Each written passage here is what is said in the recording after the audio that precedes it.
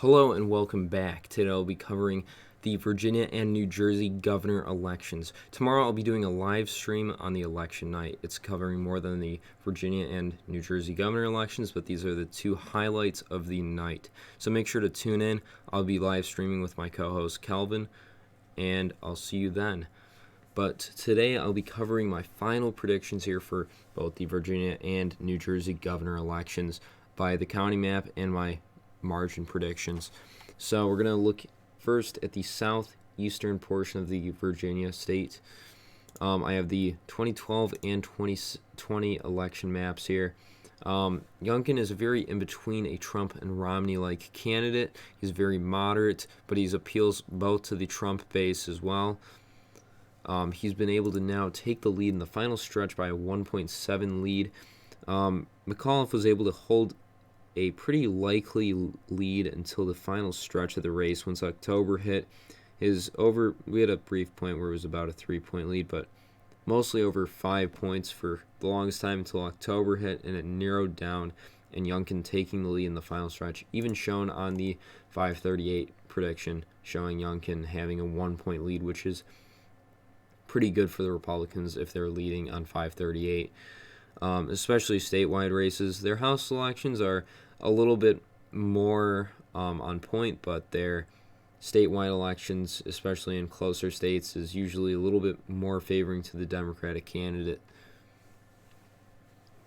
Now, we're going to go first in the southeast portion of the state. So we're going to start with Virginia Beach County, which went to Romney by 2, but was won by Biden by about 5.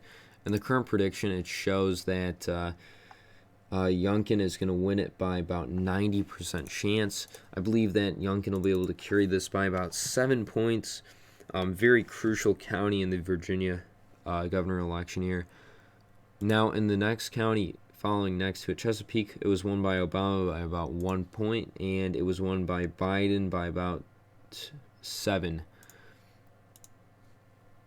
It is a 85% chance that Youngkin wins it on the betting odds, and shifting even further in the final stretch with a 15-point swing, even more likely for him to win it. I believe he'll win it probably about 6 points here. In the county next to it, we have Suffolk County, which was won by about 17 points for Biden, and it was won by 16 points for Obama. This county is probably going to narrow down to about a 13-point win, 12-point win for McAuliffe here. Moving into the more inland part of the state, we have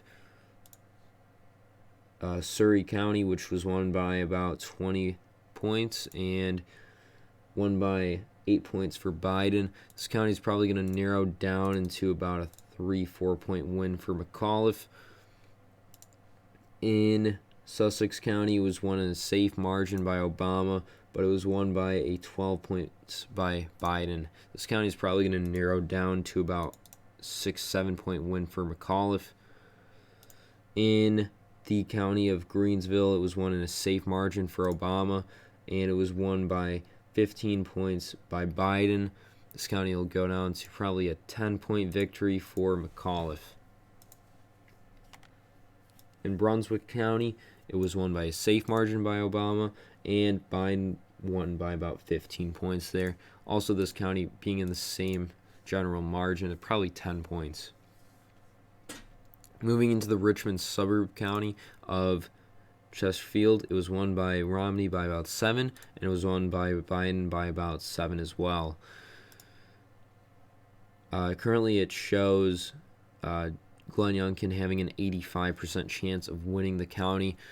I believe he'll be able to win it by about 7 points also. Same margin as the race in 2012. In the smaller county of Hopewell, it was won by 15 points by Obama, and it was won by 15 points by Biden. This county will probably narrow down to probably 12 points for McAuliffe. In the county of James City, it was won by Romney by 12, and it was won by Biden by 5. This county will probably go by about 6 7 points to Youngkin. We're going to follow into the more southern part of the state, more West Virginia-like part first before we touch on the north side. So we have the county of Prince Edward, which was won by Obama by about 14, and it was won by Biden by about 6. This county is probably going to be retained by Murphy, but probably by only 2 points here. Not Murphy, McAuliffe. I apologize for saying that. They both have M names. For Fluvanna County, it was covered by Romney by about 6, and it was won by Trump by about 5. So about the same margin. I expect Youngkin to win here by about 8 points. In the county of Lynchburg, it was won by Romney by about 11, and it was won by Biden by about 2. This county will probably go 6 points to Youngkin.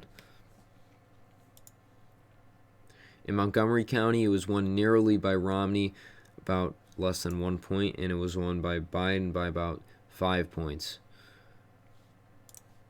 It will probably go to Youngkin by about 2. In the county of Radford, it was won by Biden by about 9, and it was won by Obama as well, but by 3. This county will probably go to McAuliffe by about 2 points. Now moving into the north side of the state, we have a smaller county here, which is Stoughton County, which was won by about 10 points by Biden, and it was won by Obama by about 4. Probably narrowed down into about a 3-4 point victory for McAuliffe. Moving into the north side of the state, we don't have that county existing in 2012, but in 2016, it was won by Biden by about 11 points. Probably narrowed down to about 4 points for McAuliffe. Now probably the most important county of the state, Loudoun. It was won by Obama by about 4, and it was won by Biden by about 25 points. Now this county I expect to narrow down to about 10 point victory for McAuliffe. It could be even narrower than that. This is one of the most in-play counties here. Youngkin has put a lot of effort up here. I think he had a rally today up there with thousands of supporters. Very education important county. Youngkin running completely almost on education here. Terry McAuliffe not running too well after his mess up in the debate. So I think this county is going to narrow down into a likely margin. We could even possibly see this in the lean margin, but I'm going to say a more conservative estimate of about 10 points. Now another more suburban area here, we have the county of Stafford, which was won by Romney by about 8 and Biden by about 3. This county I think is going to go to Youngkin by about 8 points here. In the betting odds, it's also showing a likely victory here. Stafford is... It's on here. Where is it at, though? Maybe it isn't. I thought it was, though. There it is. 95% chance that Youngkin wins, and only a 5% chance that Terry McAuliffe will win there. Now moving into the more coastal part of the state, we have the county of Caroline, which was won by Obama by about 8, and Trump actually won this county by 4. Youngkin will probably win it by about 9 points. In the county of Essex, it was won by about 7 points for Obama and victory of less than a point for Trump. This county will go probably 6-7 points to Youngkin. In the final 2 counties here, we have the county of Westmoreland, which was less than a point between Obama and Romney, and Trump won it by about 8. This county will probably be about 12 points to Youngkin. In the county of Lancaster, it was about a 9-point margin victory for Romney and a 4-point margin of victory for Trump. This will go into the likely margin, won by about 8 points by Youngkin. This is my final county map prediction here. I believe the state will be carried by Youngkin by about 2 points with a 62% chance of victory for him here. I'll show you a little bit of the victory chances on the betting odds. We could see it was all the way up to around an 80, high 70% chance of McAuliffe winning here, but then the final stretch, once October hit, the margin was cut down to about a 65%, and then in the final weeks it went all the way down to a 46% chance, and Youngkin surging from about a 25 all the way up to a 60% chance. Also seen in the polling, Youngkin taking the lead in the final stretch, with McAuliffe having a 5-6 point lead for the longest time. Small area went to 3 points, but then back to 5, 4, and then in October it narrowed down to 2, and Youngkin taking the lead. Same here with the 538 prediction, having it all the way up to an 8-point victory, but then narrowing down to a 2-3 point, and then Youngkin taking the lead. Now moving on into New Jersey, I have the map here. This state has been less in focus in this cycle, and that could actually give the Republicans a really good shot of winning here.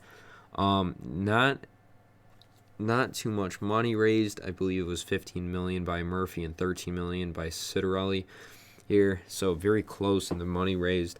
And the polls showing about a 7.8 lead for Murphy here. The state has not reelected a Democrat in the governorship since 1970.